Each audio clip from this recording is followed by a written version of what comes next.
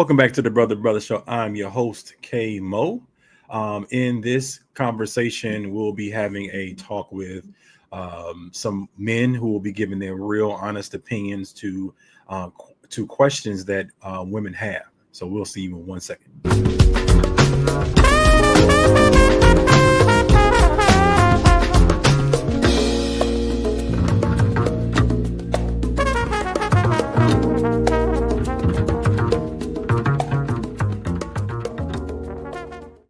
Again, welcome back to the Brother Show. I'm your host, K Mo.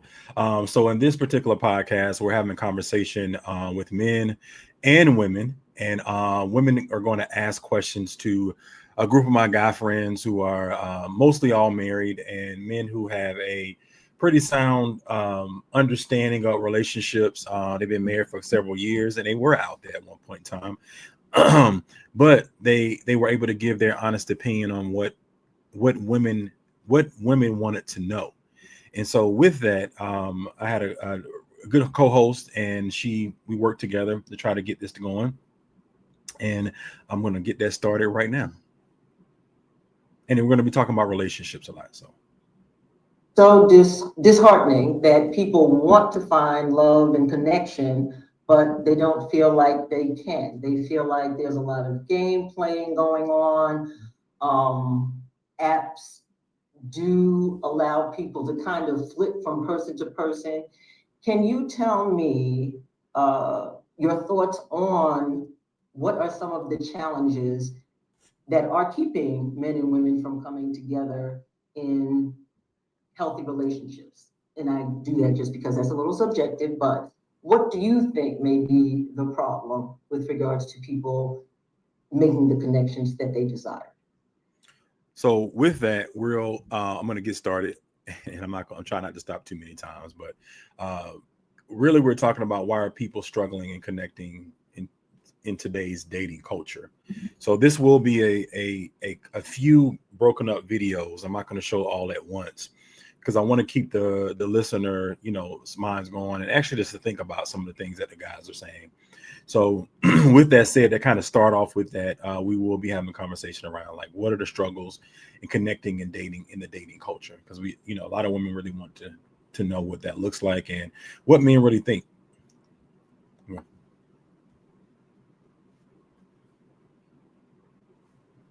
Not all at once, gentlemen. We talk about this. I'm just waiting because I haven't dated in a while, so I'm just. But it was general in the sense of why you feel like we've had that conversation, Brian, about you're around a lot of young people who are out here dating and you hear it. So what advice do you give them? So a lot of my friends, so I'll jump off. So a lot of my friends are either recently divorced or have been single for a while and are doing the apps, and the apps has been the quickest way to jump back into the dating scene. And I feel like one thing that I've gotten feedback on from them is that a lot of, with male or female, is that people bring the representative to the situations versus bringing themselves into a situation. And then also, on top of bringing a representative, they still kind of bring the unrealistic expectations that have kind of kept them in that single realm. And so kind of removing the unrealistic expectations and getting to understanding who the person is and getting down to some transparency about what the expectations, where do you want to be in 5 years? Where do you want to be in a year? Where do you want to be in a day?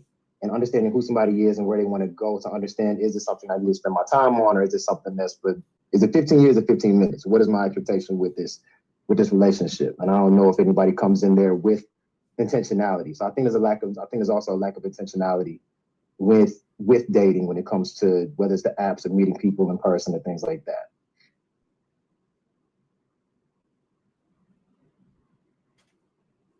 So when we had this conversation, a lot of things came up as well, So, in dating nowadays, you think about the disconnection between desire versus execution.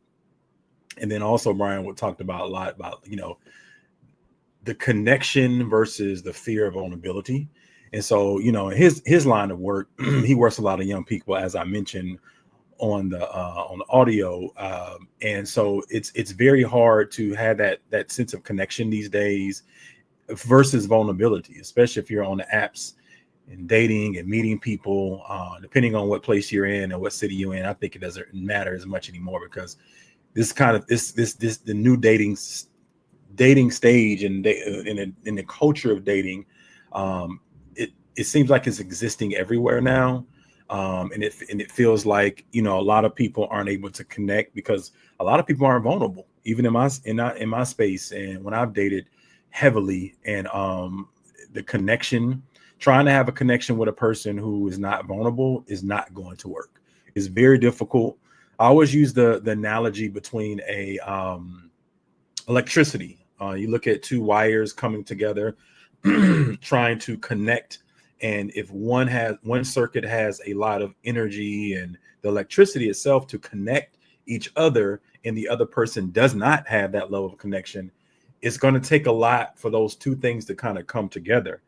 And after a while, it seems like the energy from one person is going to always like decline. And I know that's one of the things that women have done before. I've heard them say that, when I come into dating, I try to just show up and not really put forth 100%. And I understand that, but a lot of that comes with fear. A lot of that comes with not being vulnerable. I always say not necessarily looking at, you still have to be, vulnerable and cautious in a certain manner. But if you're not coming healed or ready to go, it's always going to be hard to connect with the other person. And people, we, want love, but, are hesitant because of their past hurt, fear, and distrust. And that's unfortunate, but that's what we are. Well, I guess I'll jump in by the quiet. Yeah, I think kind of piggybacking off of what Brian said, I think it's sort of expectations of what people have, when they go out there to date. Some people, are looking for their life partner, their long-term person. Some people want to have a lifetime partner and never get married, and some people want marriage.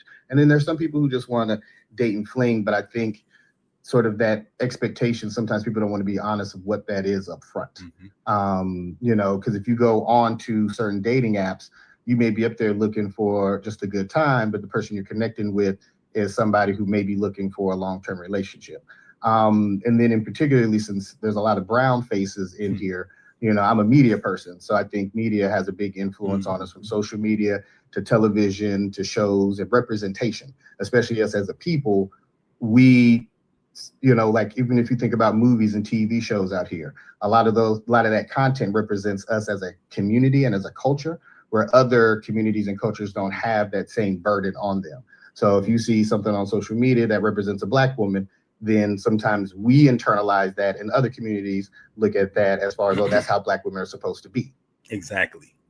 So to that, adding on to being the vulnerable in a relationship, or vulnerable even getting to know somebody, because I think you definitely have to start off kind of having those things that your non-negotiables to kind of go into situations and figuring out what the other person is looking for. And I think a lot of people think that they're doing that, but they're not really diving in deep. And I think sometimes people feel like, you're going to an interview, but technically you are. And what Mike was really trying to talking about, we're diving into the dating apps and how influential the dating apps and now social media has been to our culture, going back to the culture of dating, and how that's hurt us in so many different ways. And I know that you all, especially the ones that are listening, can kind of, understand where I'm coming from. And you're seeing it all over the place, even with some of the recent things that we're seeing on media and social media about, the quality, people being honest about even how they're dating or who they want to date, and trying to give this influence on certain things, but they themselves are not even trying to live by that. I think that's hurting us heavily.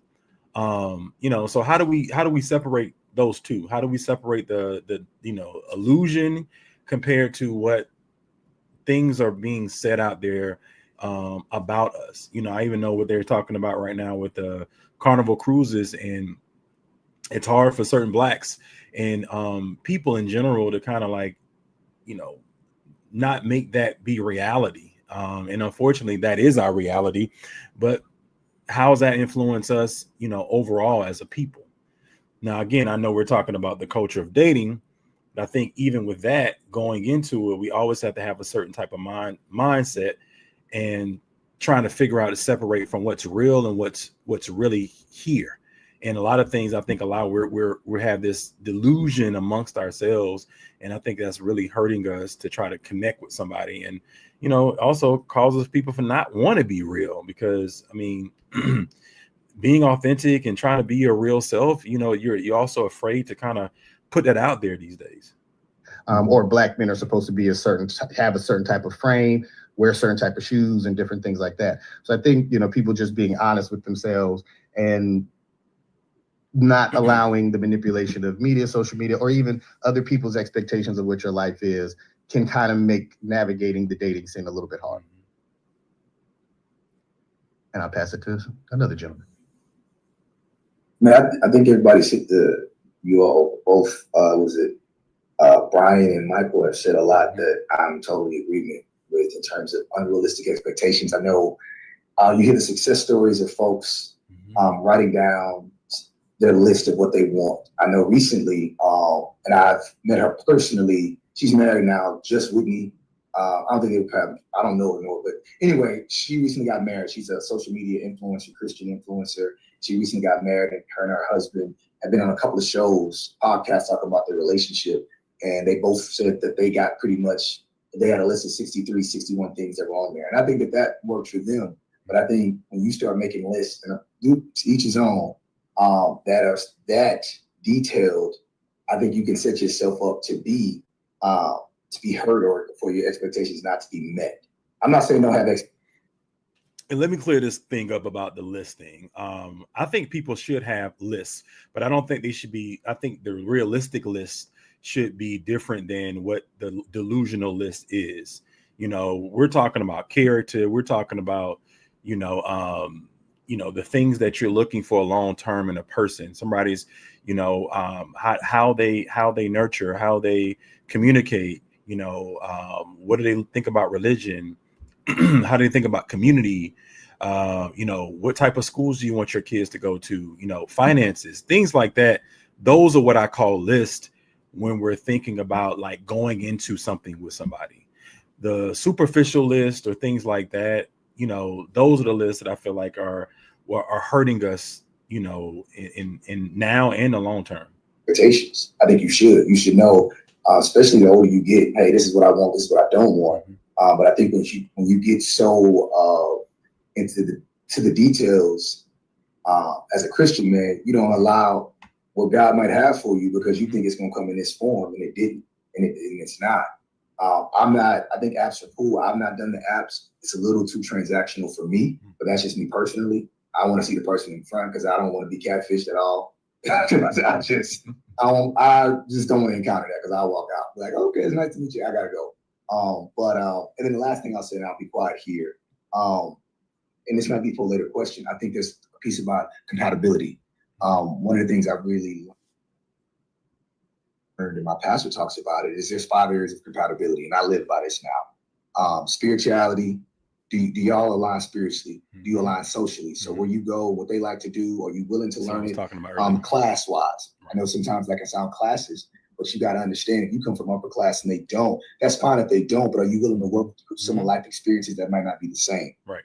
Physically, are you physically attracted to this person? Because if you're not, then you're not. If you know you want a dude that's 6'3", or you want a woman that's this or that, be real about it. And then lastly, intellectually.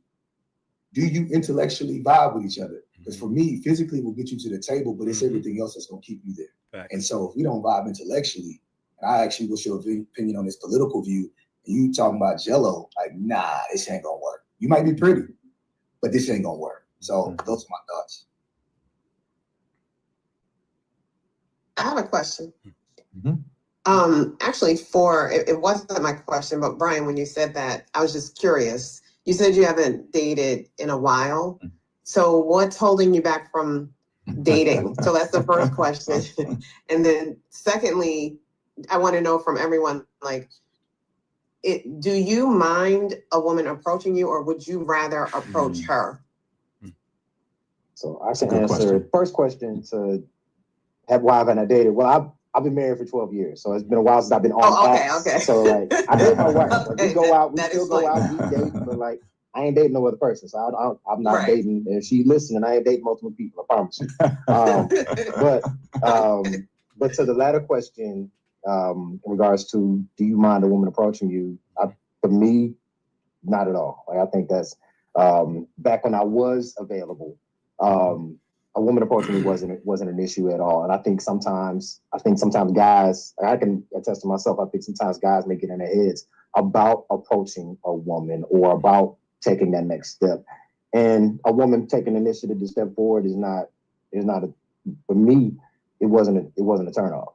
So I know for me, I can attest to that. And we're going to have a few of the other guys come on and talk about that. But I want to take a quick break.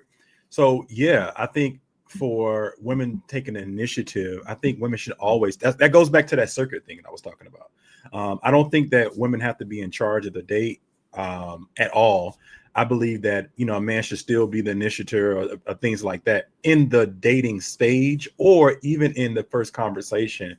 But he shouldn't have to carry the entire conversation, because that's what I'm saying, like being healed, being ready, having a few questions to ask when you're going into a situation where you're trying to get to know somebody. I mean, you would do the same thing if you're in an interview or you're anywhere else. You're trying to develop a certain type of relationship. So you're always trying to think like that. And I don't think that the woman has to carry the conversation. But in this particular question, the woman asking to come up or say something or even make herself available for a guy, I think that's okay. I think that's honest. And sometimes, a guy may be in his own head, or, especially these days when it's, guys getting laughed at or not being respected as they once were, especially when I'm middle-aged. And I remember when I was much younger man, and, it didn't happen that much to me. I'm not even trying to say it like that. But when it did, it didn't feel that great. And I didn't feel like I came, had a track record of, being disrespectful to women, especially, initiating conversation or trying to talk to them. So, but it can be very intimidating. And if you haven't done that practice, which some guys will talk about in a minute, it is difficult. And so, women you get that, especially if you're going out to the clubs, you have that liquid courage. And if that liquid courage isn't there, if you with your, you may have your buddy with you that kind of encourages you to go. But with women, typically they don't go out by themselves. And if they do, they may have at least one homegirl that, kind of helps with that fear of rejection, because I think that's pretty much what it really is. But we'll get into it. So, Rob, what about you, man? I know I put you on the spot. Did you get the question? Yeah. Well, I know Brian if a woman approaches you.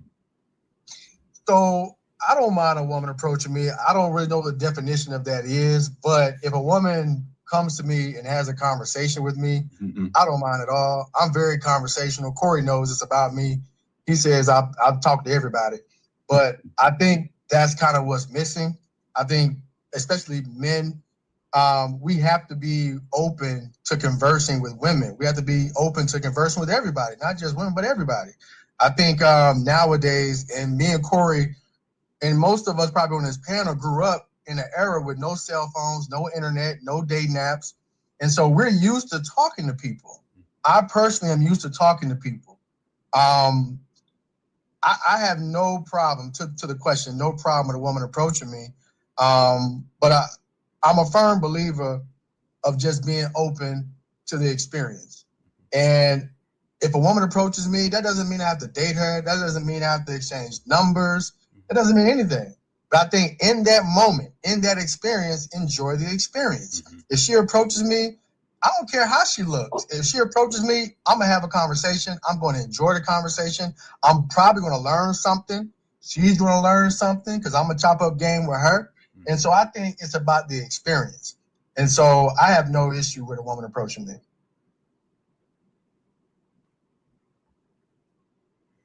Do you all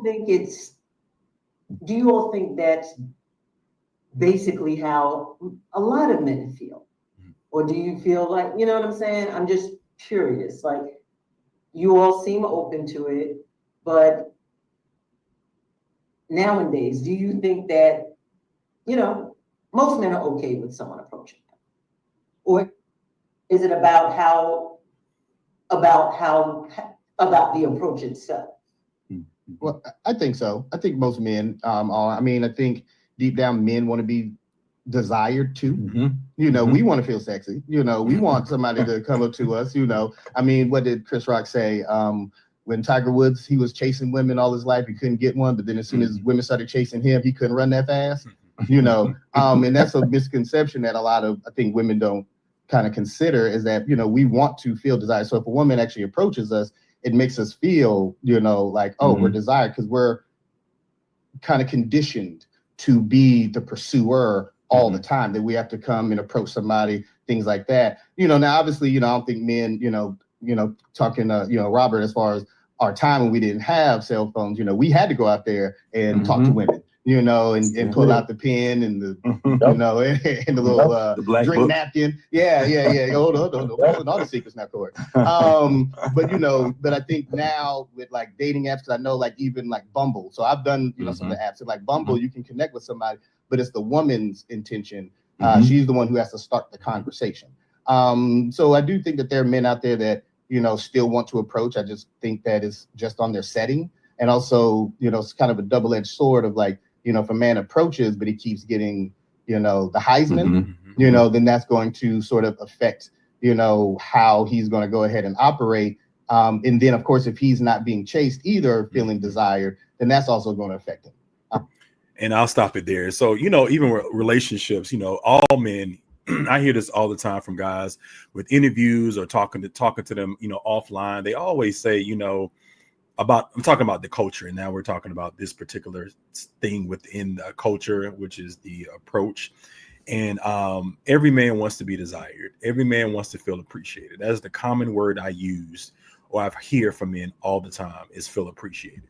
And I think in the conversation, in the discussion, when you all are getting to know each other, especially if a woman is trying to approach you, or initially, and a guy has made it that he can pursue you, then he wants to feel like he's appreciated, and, you know, you show him that however he feels deemed. So, you know, with that said, you know, I want to stop it here, and we're going to go back next week with the rest of the two more videos.